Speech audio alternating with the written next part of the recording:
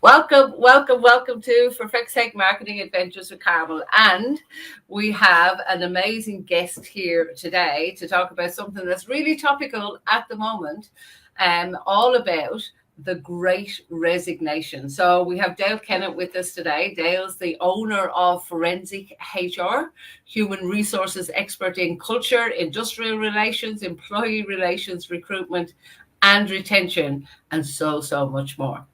So he's a true expert in anything to do with human resources. I have managed to be in a room and listen to the feedback other people are giving of how Dale actually can help them within their business to talk to staff, to actually get the culture right and everything like that. But one of the big things is, and we're going to get into that in a little moment, is what about this Great Resignation that's going on there? What's happening there?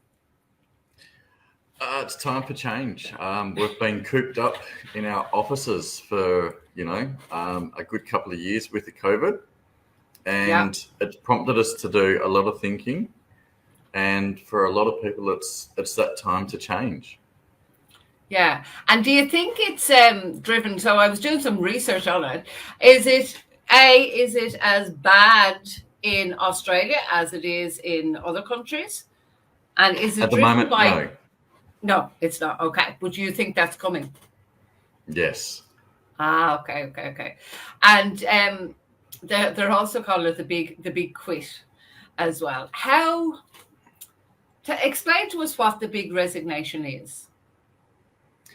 Look, it's realistically a change in everyone's mindsets. Before COVID, there were people that were wanting flexibility with their work environment, and they were wanting to try and work different ways, and companies were sort of going, no, we can't do this, we can't do that. We don't have the infrastructure available to do that.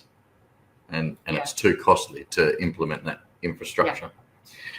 COVID's hit, and then within a matter of weeks, we've all gone online. We're starting to work from home.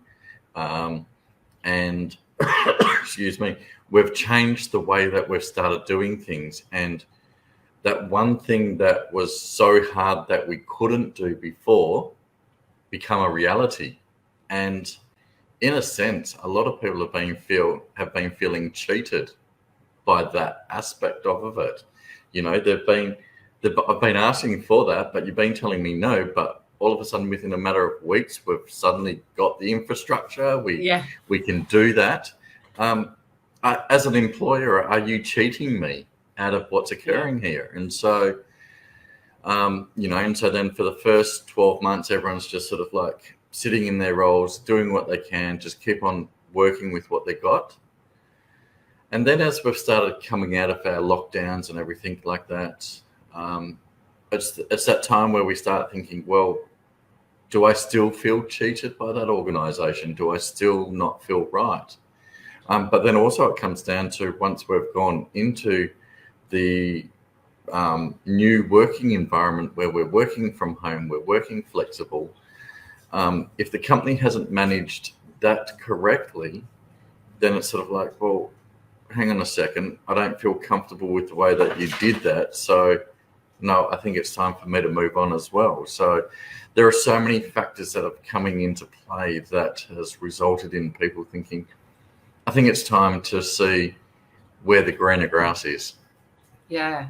And look, we can point the finger at the pandemic and say it's the pandemic that did it. In your opinion, is it only that? Is that the only thing that actually pushed it to this extent? I believe it is, because it was such a big change. And once you feel cheated by someone, it's hard for you to let that go. It's not an easy thing to to sort of say, I can let that slide. And we hold on to that. And so I think the pandemic has had a lot to do with that, because that has really highlighted where you've been cheated. It's highlighted where you've been lied to. And there's not many of us that can continue on when we've been lied to like that. you feel a great level of disrespect from that. Yeah. Isn't it interesting? It's almost like a relationship, which of course it is all relationships, but it's almost like that personal relationship. Somebody's maybe cheated or lied and you gotta find it hard to forgive them. So but it is also yeah. but it's a different relationship because it's a relationship where you're more awake, because at the end of the day, you're awake at work a lot more than what you are with your partner at home. With your partner at home, you're asleep for maybe 5 to 8, 10 hours a night. Yeah. And so whereas at work, you can't sleep at work. So you're actually awake during that process. So that's why I refer to it as like being cheated on while you've been awake all the time, because you have to be awake for it. So yeah. Wow. Yeah. that's fascinating. So where are these people going? Like you say, the grass is greener, but I mean, there's any industry that I speak to, especially now in Western Australia and in Australia in general, are screaming out for staff. So where are they all going if they're resigning from all these places? Where are they going to? This is the opportunity for the big change to do that thing that you've never done. I was talking with an organisation quite recently, one of their hiring superintendents on a mine site for underground mining, and he's hiring beauticians. What? For an underground mine site? What the heck? Exactly. Yeah. And so this is that time where for a person, you've got a real opportunity to actually try something that you've always wanted to be, but you haven't been able to get into it because there's always been that barrier whereby there's been enough people looking for that job whereby it's like, oh, there's too much competition. We've found somebody more experienced, or we've had somebody that's got the right experience and everything. Whereas now companies are going, I'm so desperate. You're a beautician? Come on down. Yeah. You know, obviously. You're breathing, you're upright, you'll do. Exactly. Filling somebody's face with some avocado and some cucumbers on the eye. That's exactly like drilling underground for gold. I love it. But yeah, there's great opportunities, but still with those opportunities is why is everybody screaming out for staff? Like what's missing? Are some people trying that new thing is working for themselves as well? Is that part of it? I don't have the statistics on people going out on their own. So that one's a hard one for me to actually answer. But there are just so many opportunities, and at this point in time, you really can't go that wrong. Yeah. You know, if you go, okay, let's try it for myself. But I'm finding that there are businesses that will quickly come stuck with the way that they're doing things because they don't have the skill set to move forward. You know, I've seen an organisation recently start up. It was an industry that the person had always wanted to get into. But 6 months later, their doors are shut and they're moving on. And they're actually moving from a retail environment to the mining game. Yeah. You know? Yeah. Yeah, especially at this time because the mandate has just kicked in. So there is a lot of unrest and movement in that mining area at the moment, isn't there? But there is, but the mandates in Australia are really affecting every business and everyone. Because we're all having to be vaccinated or not. A lot of pressures for organisations dealing with that. You know, I was reading this morning that statistically that up until the grace periods were coming up, there was already a 10%, or the Fair Work Commission, there were 10% of the unfair dismissal claims were related to COVID. Now that the mandates are in, and so that alone is about 27 a week is what they're dealing with there.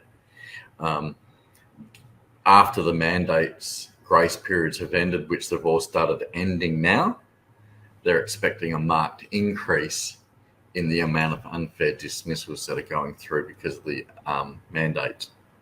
Yeah, and that's a whole other pressure for companies as well. It So is. I think we have to do another call just about that on its own, because I know that one of when I was at a meeting that you were at, I heard somebody have a conversation with you about how you help them have the conversation even about that, because this is where it's very delicate and you have to be very careful too. But I think that's a whole session on its own, because I know that you are amazing at being able to come at it in a way that the person doesn't feel attacked either, that there's a respect to be had on all levels, and how we can have those conversations in a meaningful and safe way for both sides is really important. But let's just get back for a moment and look at, from a business perspective, how is the Great Resignation impacting the business owners themselves right now? Look, business owners are having to do more work themselves. They're having to be, instead of working on their business, they're going back to working in their business. Businesses that were planning to grow can't consider growing because they don't have the staff to help them grow, and they don't have the time themselves to sit back and think about what it is their vision is and what is their structure of moving forward. Yeah. So it's becoming harder and harder. I spoke to somebody yesterday who has a chain of restaurants here in WA, and the person said to me, we could employ 100 more people, but they can't get them. They literally can't get them. And the alternative is you close down some area or you don't, which then has a ripple effect, I would imagine, into the community too, because that business, whatever business it is, can't keep up the service or the level of service they want to because they don't have the staff. Yep. Yeah. Very much so. So how do companies that are maybe have some people that are teetering on the edge, what things can they put in place to try and prevent that Great Resignation impacting their business? What are some tips or insights there? It's about looking at transforming the culture. Right. But transforming the culture is not a quick fix.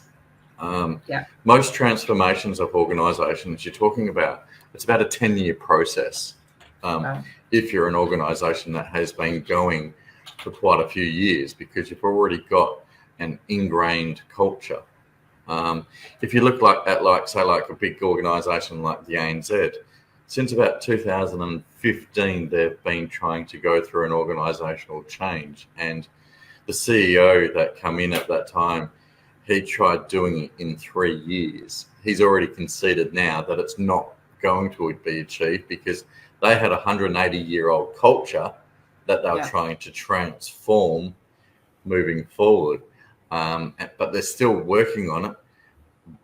And during the Banking Commission, there are actually questions, do you think this is achievable when your competitor, the National Australia Bank, talks about a 10-year transformation program? You're talking about 3 years. And he said, yes, it is achievable. But when you look now at what's occurring, it's gone a lot slower.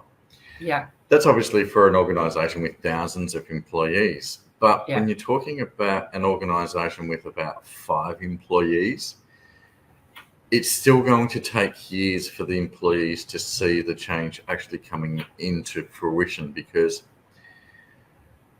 they're not going to believe the change and that you are going to be able to sustain that change for the longer term. They're going to be skeptical, and when you sort of think about where they are, they'll start off in a stage of denial, and then they'll go into an area of resilience or trying to fight against it. And then they start to overcome some of those objections, and then they're fully on board moving forward in that. It's a slow process to go through, and if you are going to do that transformation, the first thing you need to do is to think about who are going to be your resistors, and start working with your resistors first, because they're the ones that are going to have the loudest voice. Yeah. You know. Yeah. So Good you need to think about that. And, you know, I've come into something myself whereby I've taken on a new chairmanship role in an organisation, and the senior manager there didn't like that change, and so there has been a resistance, and I miscalculated that resistance, and that resistance was a lot more, and has made the initial transition from just from a chairman so much harder. And so you have to do with that. And so, you know, I did make that mistake in the sense of I didn't look at that resistor enough, and it's made the change a lot harder and also extremely expensive. Because that slowed it down, and we're now talking that we're going to end up having 6 months of no positive action for the organisation because of this. And this is where we're talking about an organisation that's got 4 staff. Right. You know? Wow. So, you know, for a small organisation, it is still just important to think about how you to go about that transition and that culture and everything like that, because that resistor is going to carry such a loud voice. It does make it extremely, extremely hard. And so if you are going to transform or change your culture to stop staff leaving, you need to have a clear thought process. Don't make it like a New Year resolution. You know, a New Year resolution that's gone by February. Exactly. You know, and then also it comes down to if you've got an attitude whereby 6 months into the transformation, you go, this is getting too hard, I'm going to quit. Yeah. That's not going to work as well. You need to have that plan that really works for a good couple of years. You know, when you're talking about change in itself, change 30 days is a partial change whereby it starts to being entrenched in you, but you really need 60 days for that change to start really coming into having a true stand-in point or entrenchment within your organization. And so you have to be consistent for that entire time. And that word consistent is one word that I use a lot in what I do with HR, because when you're, whatever it is that you do, and a lot of times that people end up in the Fair Work Commission, it's because the organisation's decisions are not consistent all the time.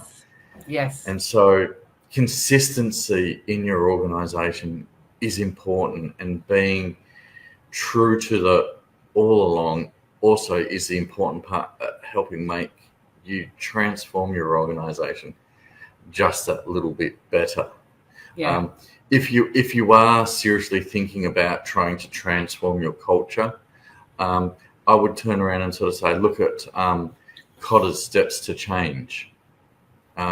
He is a world-renowned researcher and organisational developer who talks about the 8 steps to transforming your organisation, and it's very well known, and you do need to follow some of those steps. When I spoke about the resistors of change and those that are in denial, the resistors, and then the ones that are coming on board and then sort of moving forward, you know, that was written by an author called Raffaelli, and they were about what he described as the journey that you need to take when going through the transformation of your organisation. So you just got to make sure you do the right amount of research. You know, when you're doing it, I would consider, you know, talking with your organisation. If you want to try and become an agile organisation, it's making sure that communication is a lot more than what it was before, and the people have got to feel that the communication is real. to be able to help transform the organization. And if you are a small organization and you are struggling with the way that you don't have enough staff and everything like that, let's look at the time at trying to see who you can bring in as a new manager, So it's like, okay, Carmel, you've been with this organization now. What would be the things that you would do to help improve our efficiency? By inviting you into the play, instead of it just becoming from the manager's perspective, you're coming in part of it. And then as an employee, you start feeling more valued because your ideas are starting to be listened to. And that's something that people really want to have happen, is they want to have their ideas listened to. But then also, if you are the employee, don't just come up with ideas and sort of say, oh, this is an idea that I can do. Give me the problem, give me the solution, and give me some of the steps how you think that needs to be implemented. Because then that means that you've thought about it a lot more rather than just having the concept. It's sort of like, when we built Sydney Harbour Bridge, somebody said, oh, we need something that goes across from there to there. Then it was a lot more than that. Let's look at the steel. Let's look at the structure of how. Let's look at the foundation so it doesn't fall down. Exactly. And so I know it's a long way of answering your question of how you start going through that change. So I'd sort of think, if it was me and my organisation, I would first start talking to the staff and start encouraging them to first learn how to think outside of the square. So and sort of go, it's just start doing brainstorming ideas and everything like that, and educate them on how they can start developing that ideas. How do you as a manager grow that idea to get from there to there? How do you identify where it starts to fail or where it starts to really work? And also why you want to educate your staff on that is because as soon as the thing is implemented, you want your staff to know that the review stage starts from day one. Once it's implemented, day two, you're already reviewing. How did that go? Okay. And why you want to educate your staff on that is because you don't want the staff to feel like the idea has been criticized from the very following day. You want them to know that, okay, I'm here to try and make sure that your idea grows to the thing it wants to do. But if we're not reviewing it regularly, it's got a chance to get away from us and get, and then some point, it's going to get to a point where there's no return, and it could mean the business folds. But then also it comes down to the idea of what you've got is running away as a huge success. So then what you need to do is you need to narrow down what is that one thing that become the catalyst for that idea to be such a big success. I don't know if you've ever read the story about selling strawberries. It's where it's a hotel, and they were looking at the way they could sort of do things and everything like that, and try and improve on the sales. They had all the metrics, on average, customers in the restaurant never ate dessert. Why did people not eat dessert? Well, I'm on a diet, so I'm not going to eat dessert because of the diet. And so this restaurant decided to try and sell strawberries because strawberries are seen as a healthy alternative. Yeah. But then what they did was, in the restaurant, they sort of said, well, did you want cream with that? Because then you could have that little bit of sweetness with the strawberries and everything. Yeah. And the strawberries become a selling success for that hotel chain. But then what happened was it moved into room service, and then it moved into other places within the hotel. It didn't just stay with the restaurant, because the idea could be growing into, into different areas in the organization, and suddenly strawberries become a huge success. And the staff were engaged with selling strawberries, and it became a huge success overall. So it's about trying to find, would you really think strawberries could be a selling success? Not really, but the concept was correct in the sense that people don't eat dessert because I'm on a diet or I want to be healthy or I've eaten too much. I can eat one strawberry. I can eat 2 strawberries, Let's share some strawberries and everything. Oh, those strawberries were delicious. Hang on, let's get another serve of strawberries without being untrue to my diet at this point in time. Let's just put the cream on the side. It is, yes. Oh, I'm sorry, that's strawberry just dropped into that cream there. Thank you very much. That's exactly what happened. What a shame. On the side. That bowl's empty. What happened? So it's making sure what is the catalyst for the success as well. Yeah. And look, what I'm hearing you say is it's really important to include the staff in it, because I think the underlying thing in that is also about everybody wants significance of some way, shape or form. They want to feel they're important. They want to feel listened to. They want to feel. So if you can get your staff to feel significant and part of the solution, it can get you halfway there before they resign and leave, because quite often then it's too late. As you said, they feel cheated on and nothing can change that then. So I love that. And really that framing it beforehand, we're going to examine this every day to see if it's working or what we need to tweak and change and make it a growing, evolving thing rather than a good, bad, right, wrong. Taking that kind of terminology out of it. Yeah, and as you're the communication queen, communication with your staff is important. That's why you make sure that they understand the full process, and so that way they don't feel like their idea is being criticized. Because the minute that they feel like their idea is being criticized, they start to lose faith in what's occurring. It's like, oh, you didn't think that idea was good enough, And look, I've been at fault at that. I remember having a financial person working in my organization who come with ideas, and I'm always looking at trying to grow ideas and everything like that, and I didn't review my thoughts with this person enough, and they would present ideas, and then I'd immediately start growing the idea and everything like that. And then one day she come in and she sort of said, look, you just don't listen to my ideas. You're always, and it's like, well, I do listen to the ideas, but I think I can already see where I can tweak it at the very start.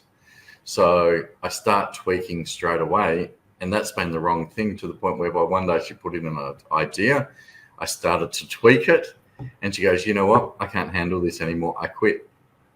Wow. And she left. And she walked out straight away. Wow. It's because people feel, as you say, they want to feel valuable. They want to feel a value, and if you start criticizing, and it's almost like, in a way, children, families, and whatever. We know with children, if we keep finding the things they do wrong, rather than trying to, one of the catchphrases I used to use was catch them doing something right and tell them. And I found that with teams, and and we've all done it wrong as well. I've been a management for many, many years, but I haven't always done it perfectly. But I found the best results were always by cohesive and getting people to actually buy into the idea, because they're much more inclined to sell strawberries when they think it's a good idea. Yeah. I would imagine for a brand new not a brand new, but a small to medium sized business too, it's really important in these times to check back in with yourself and say, well, what are the values of the business? How am I going to do? What do I want it to be in 6-12 months? Because as you said, it's not a 2-week plan. And how hard is it sometimes to stick with those values that you put in place when you haven't identified them previously? Yeah. Values, I think that's another video session in itself, is about writing about values. Because I read values on organizations and mission statements on organizations many a time. and they've got all these fluffy words. They've got all these wanky words to make them sound like they're there. They don't sound real at the end of the day. And if your values don't sound real, it makes it hard. But then also it comes down to there are organizations that have, they may have like 5 different or even 3 different values, but in each of the values, there's another 5 bullet points to define that value. It's sort of like, that's too confusing. Yes. It gets too confusing for your staff. It gets too confusing for your clients, and it gets too confusing for yourself. And for me, I love the values of a company called Atlassian. They're 5 simple values that they have. Obviously one of them is sanitized, but one of the biggest one that really grabs you would be don't fuck with the customer. That's one of their values. There's no wanky words in that at all. I'm laughing, going, okay, we're being censored here. Yeah, we are. But that's one of their values. But their other values are play with heart. Be the team that you want to be. How simplistic are those values, and how real do they sound? Ever since I've read their values, I struggle to write values for my own business because I so relate to those 5 values. Yeah, you want to just take them. I just want to take them. Yeah. But these guys are big billionaires now, and I think their legal bill to take down my values would be quite simple. So all I get to do is I get to sort of say, I have no company values, but if I did, they'd be exactly the same as Atlassian. I love it. And look, I love just that statement, don't F with the customer. At the end of the day, and we used to always say in hospitality, the customer is always right. We'd whisper in the background, except for when they're wrong. But the truth was to make them feel like they're always right. Again, it comes back to not putting somebody down, not making them feel less than, whether they're a customer, an employee, or whatever that is. So for you and this the Great Resignation, I suppose the last question I'm trying to put it out there is, it's going to happen to businesses. Be prepared and be proactive now rather than reactive later. Would that be a fair summation? Yes. Yeah. And if you do it right, you don't have to retain your staff by giving them pay rises. Yeah. Because it's not always about the money. It's about the team. It's about the structure. It's about the way the decisions are made. There are so many underlying factors that make people turn around and sort of go, no, I don't agree with that. It's time for me to move on. They will sort of say, look, I've moved on. I've got greener pastures. I'm getting more money and everything like that. But when I look at, like, I've been interviewing for just over 20 years now. And whenever in my interviews, and my interviews don't change much and haven't changed much since about 2001. So they did change from the earlier days, but from about 2001, I've been asking about the same 15, 20 odd questions. And I'll always ask, all right, what sort of remuneration are you on at the moment? What remuneration are you looking for moving forward? And I would say statistically from that, 90 to 95% of the people would sort of say, similar to what I'm on now. Yeah. If I could get a little bit more, that'll be great. But what I'm getting now, just a little bit more, would be great. Yeah.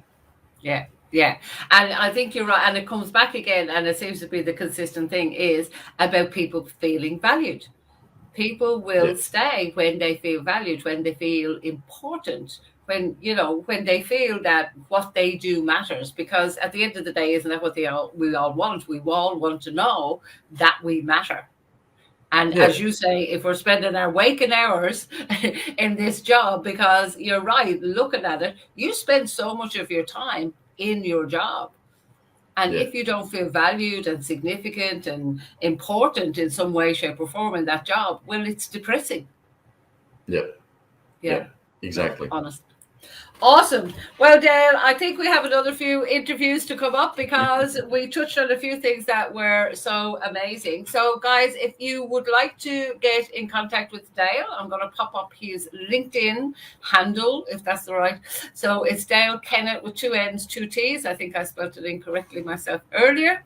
And also you can email Dale directly too, and he will get back to you. And especially one of his specialities is if you're in the poo-poo and you need somebody quick and some help and some advice, he is your man. So make sure that you look on the website is Forensichr, as in here in the email.com.au, and there's a number there that you can call to get straight through as well. But for today and for now, thank you so much, Dale, for hanging out with me, and we'll organize some more interviews soon.